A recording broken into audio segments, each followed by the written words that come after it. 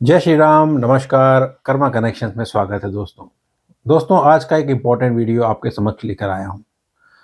आज के इस वीडियो में हम बात करेंगे शनि ग्रह की, शनि देव की, जो अपनी साढ़े साथी का प्रभाव मकर राशि, कुंभ राशि और मीन राशि पर डाल रहे हैं। और हम आज गुरुदेव की भी बात करेंगे, बृहस्पति देव की भी बात करेंगे, जो अभी 1 ही मई को उनका परिवर्तन हुआ है वृषभ राशि में। और इनका और शनि देव का और गुरु देव का जो परिवर्तन है, यह इन तीनों राशियों पर, मकर राशि, कुंभ राशि और मीन राशि पर कैसे प्रभाव डालेगा, हम एक कंबाइंड एनालिसिस करेंगे और प्रेडिक्शन करेंगे। लेकिन उससे पहले हमें यह समझना है कि साढ़े साती का प्रभाव इन राशियों पर चल रहा है, तो उसका क्या रिजल्ट है, उसका क्या परिणाम है और कैसे-कैसे समय पे यह लोग इस दौरान गुज़र रहे हैं, इनके समस्याओं से कैसे जूझ रहे हैं और उसका निदान कैसे होगा। हम उपायों की भी बात करेंगे और हम बात करेंगे कि शनि देव हैं क्या? शनि देव जो है एक न्यायाधीश है, एक जज है। जैसे चार्टर्ड अकाउंटेंट होता है जो कि फाइनेंसेस का हिसाब रखता है, उसी तरह शनि देव जो हैं वो एक ऑडिटर हैं, वो कर्मा ऑडिटर हैं, जो आपके कर्मों का हिसाब रखते हैं। तो आपके कर्म किस प्रकार चल रहे हैं, सही चल रहे हैं, नैतिकता के हिसाब से चल रहे हैं, आप अपना कार्य पूर्ण रूप से कर रहे हैं, ठीक कर रहे हैं या नहीं कर रहे हैं, कहाँ आपने जो है काम नहीं ठीक से किया है, क्या आपका व्यवहार कैसा है लोगों के प्रति, सही है, गलत है, इन सब का निर्णय, इन सब का डिसीजन शनिदेव के अंतर्गत आता है, यह उनकी ही मिनिस्ट्री है। सेकेंडली जो रिजल्ट होते हैं वह आपकी शनिदेव की ढैया और साढ़े साती पर निर्भर तो होता ही है, लेकिन साथ साथ शनि किस डिग्री पे है, किस भाव में है, किन दूसरे ग्रहों से दृष्टि संबंध बन रहा है, कितने डिग्रीज पर हैं, इन सब का भी बहुत प्रभाव पड़ता है। वक्री हैं, कैसे हैं, इन सब का भी बहुत प्रभाव पड़ता है एक कुंडली का एनालिसिस करने में। तो हमारी है जो प्रेडिक्शन है ये चंद्र राशि पर आधारित है और एक है सामान्य प्रेडिक्शन है। दोस्तों, एक बात आपको समझनी है कि शनि की साढ़े साती हमेशा ही अच्छी या बुरी नहीं होती। यह एक कॉम्बिनेशन ऑफ अदर रिजल्ट्स हैं। जैसा कि मैंने अभी पहले बताया कि काफ़ी चीज़ें फैक्टर इम्पोर्टेंट होते हैं इस सबको कंसीडर करने के लिए। शनि की साढ़े साती कई लोगों को अर्श से फर्श तक और फर्श से अर्श तक भी पहुँचाने की ताकत रखती है। तो हर व्यक्ति का समय खराब हो और फाइनेंशियल दिक्कत हो, यह भी ज़रूरी नहीं है, और हर व्यक्ति परेशानी से गुजर रहा है, यह भी दिक्कत नहीं है। कईयों की प्रॉब्लम और परेशानियाँ कम हो सकती हैं, मिनिमम हो सकती हैं, या संभव है कि वो है उसको ठीक करने में, हैंडल करने में बहुत ही तत्पर हो और बहुत ही एक्टिव हो। तो यह भी संभव है। आपको यह भी समझना है कि शनि जो है अभी जून एंड से 29 जून से लेके 15 नवंबर के आसपास तक वह वक्र गति में रहेंगे। तो वह अपनी पहले वाली राशि का प्रभाव ज़्यादा दिखाते हैं वक्र स्थिति में। तो यह भी एक समझने का विचार है। दोस्तों, मीन राशि वालों के लिए बात करते हैं। मीन राशि वालों के लिए यह पहला गोचर है, पहला चरण का साढ़े साती का गोचर है। और जैसा कि आप देख रहे हैं शनि जो है 12वें है उनसे, तो यह गोचर दोस्तों एक मुख्य रूप से मैं ऐसा मानता हूं कि ये है जो गोचर जो चल रहा है और आने वाला जो समय जो चल रहा है इनका, मीन राशि वालों का एक बहुत ही ट्रांसफॉर्मेटिव समय चल रहा है। एक ट्रांसफॉर्मेशन से मेरा मतलब यह है एक एक्सटर्नल ट्रांसफॉर्मेशन हो सकता है, थोड़ा बहुत हो, लेकिन मेनली जो ट्रांसफॉर्मेशन है वह इंटरनल है। वह ट्रांसफॉर्मेशन है एक स्पिरिचुअल लेवल का ट्रांसफॉर्मेशन है। एक वह जो ट्रांसफॉर्मेशन जो है वह आपका अपने आप से मिलना, आपको अपने आप से समझना, आपको अपने आप से कनेक्ट करने का ट्रांसफॉर्मेशन चल रहा है। तो मीन राशि वालों का यह समय जो है, कुछ जो काम इनके बहुत पुराने अटके हुए थे वह उनको एक दिशा मिलने वाली है। उनको एक ऊपर वाले का आशीर्वाद मिलने वाला है। साढ़े साती तो शुरू हुई है, लेकिन आशीर्वाद भी मिलने वाला है, क्योंकि यह जो गोचर है उनको एक एक ट्रांसफॉर्मेशन, जैसे मैंने बताया, और यह जब साढ़े साती जब समाप्त होगी, यह एक नए व्यक्ति के रूप में उभर के निकलेंगे यह लोग, और एक अच्छे और लॉन्ग टर्म सक्सेस को पाने वाले निकलेंगे। तो मीन राशि वाले, उसके लिए आप रेडी रहिए। तीसरी जो दृष्टि है वह दूसरे भाव में पड़ रही है। दूसरे भाव का जो स्थान है वह कुटुंब का स्थान, वाणी का स्थान, तो आपका अपने परिवार वालों से इंटरेक्शन करने का हो सकता है मन ही ना करता हो। आप सोचते हो कि मैं जब बात करूंगा मनमुटाव हो जाएगा, आर्गुमेंट्स हो जाएंगे और बात जो है गर्मा गर्मी हो सकती है। तो वहाँ आप सोचते हैं कि मैं बात ही ना करूं, मैं उनसे दूर ही रहूं, कम्युनिकेशन जितना कम करूं उतना अच्छा है। यह भी संभव है कि आप अपने पैसों का ढंग से इस्तेमाल या तो लोगों की बातों में आके कर रहे हो, लोगों को दे रहे हो, या फिर सोच रहे हो कि यार अब जीवन में जो है पैसा इतना इम्पोर्टेंट नहीं है, और भी चीज़ें इंपॉर्टेंट होती है। वह भी हो सकता है आपकी मानसिकता हो। कई लोग ऐसा भी होते हैं जो कि पैसों को इतना महत्व नहीं देते हैं, धन को इतना महत्व नहीं देते हैं, रिश्तेदारियों को और चीज़ों को महत्व देते हैं। वह बहुत अच्छी बात है। ऐसे लोग अगर आप हैं तो आप प्लीज़ कमेंट करके ज़रूर बताइएगा। तो यहाँ वाणी का थोड़ा सा आपको ध्यान रखना है। आपसे लोग भी हो सकता है थोड़ी कर्कश वाणी में बात करें, यह भी बहुत संभव है। तो जैसे मैंने बोला, ट्रांसफॉर्मेशन का समय है, तो transformation from inside, you are trying to understand what other people think of you, what other people's perspective आपके बारे में क्या है, वो भी आपको समझ में आएगी बात। दोस्तों, सप्तम दृष्टि से आपको छठे स्थान में दृष्टि पड़ रही है। तो यह जो दृष्टि है, हो सकता है आप किसी कारण को हो सकता है थोड़ा स्पोर्ट्स इंजुरी या इस तरह की कोई अगर आप एक्टिविटी कर रहे हो उनमें से शायद शुरू करें, जिम जाना, योगा करना, इस तरह की कोई एक्टिविटी अगर आप इन्वॉल्व हो रहे हैं या हुई है, उसमें आपको थोड़ा सा ध्यान देने की ज़रूरत है। थोड़ा आपको स्पोर्ट्स इंजुरी हो सकता है लग जाए, हो जाए, कहीं चोट लग जाए, तो उसका आपको बहुत ध्यान देने की ज़रूरत है।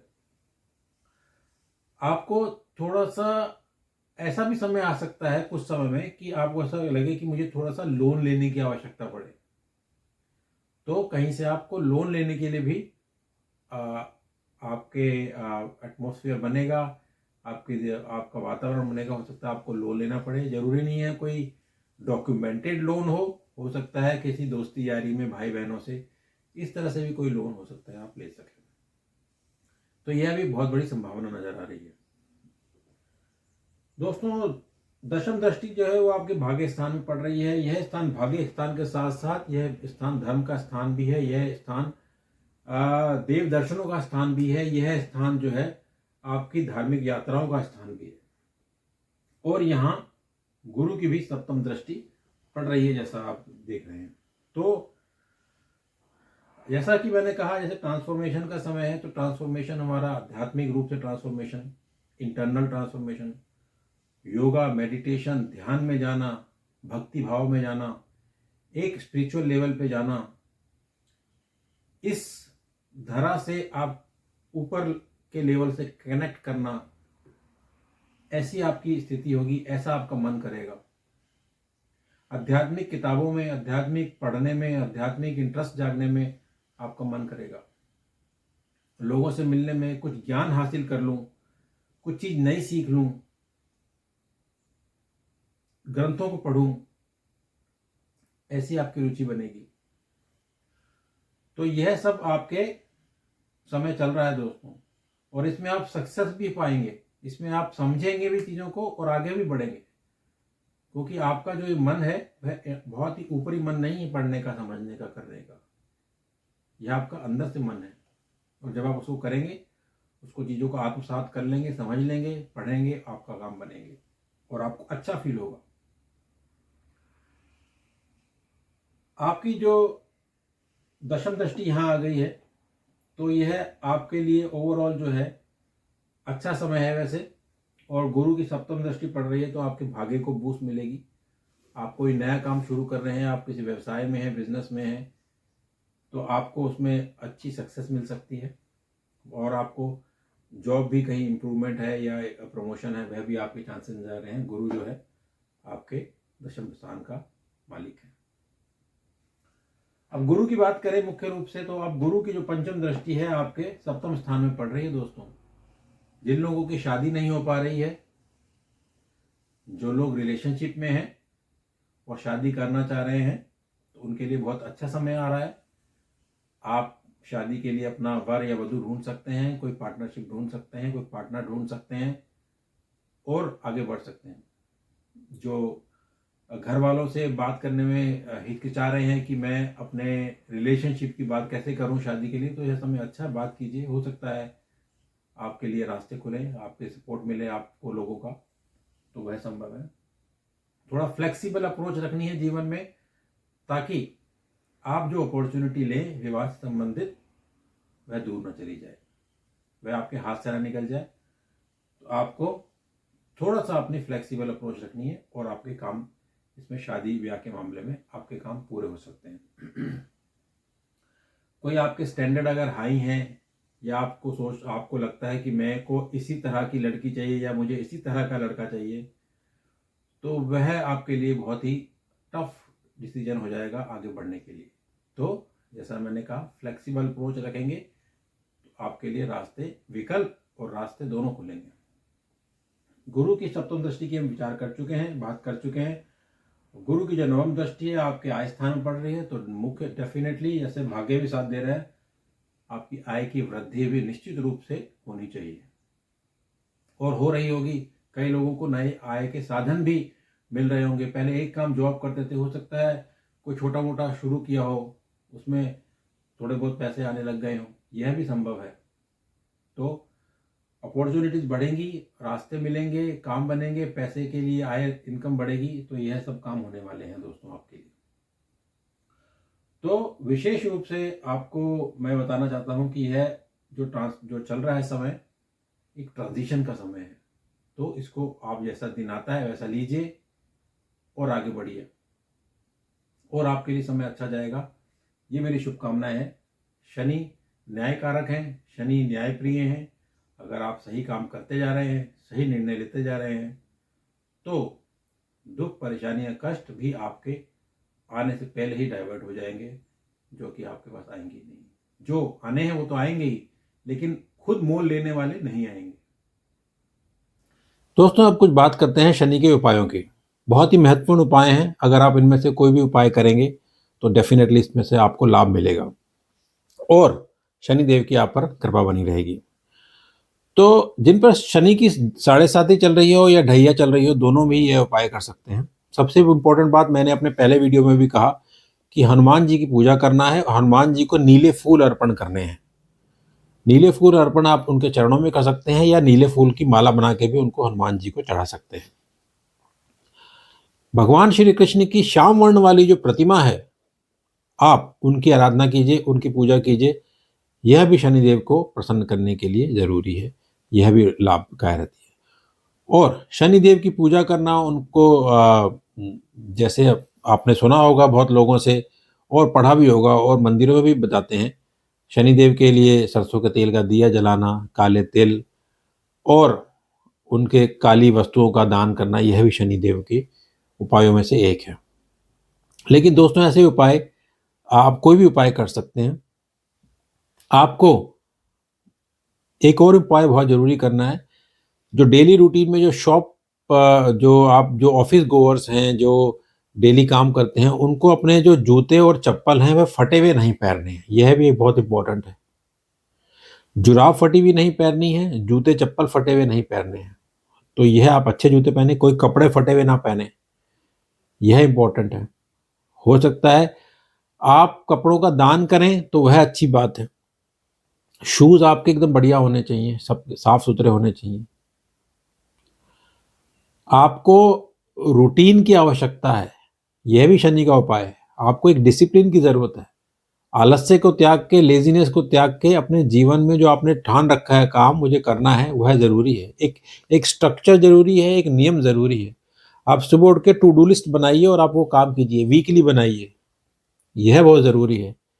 आप काम नहीं करेंगे, आलस्य करेंगे, तो स्थिति शनि का जो उपाय है वह काम नहीं करेंगे। आपको पहले अपने आप से एफर्ट्स डालने हैं, तभी काम होगा। तो यह बहुत जरूरी है दोस्तों। जो लोग अपने कुल देवता की या कुल देवी की पूजा भी नहीं कर पा रहे हैं किसी कारण से, या उनके दर्शन नहीं किए हैं, तो वह भी कीजिए। वह भी एक इम्पॉर्टेंट उपाय है शनिदेव का, आपको अपनी जड़ों से कनेक्ट करने का, क्योंकि शनि भगवान जड़ों से कनेक्ट करवाते हैं। तो दोस्तों आप इनमें से उपाय कीजिए, जो मेन आप रेगुलर कर सकते हैं उनको करिए। Make a habit of your lifestyle, make a habit of your daily routine, और आपके लिए समय अच्छा जाए, आप बढ़ते रहें, तरक्की करते रहें, आपके विघ्न सारे दूर होते रहें। यही मेरी शुभकामनाएं हैं, यही मेरी प्रार्थना है। अगले वीडियो तक के लिए मुझे दीजिए इजाज़त। नमस्कार।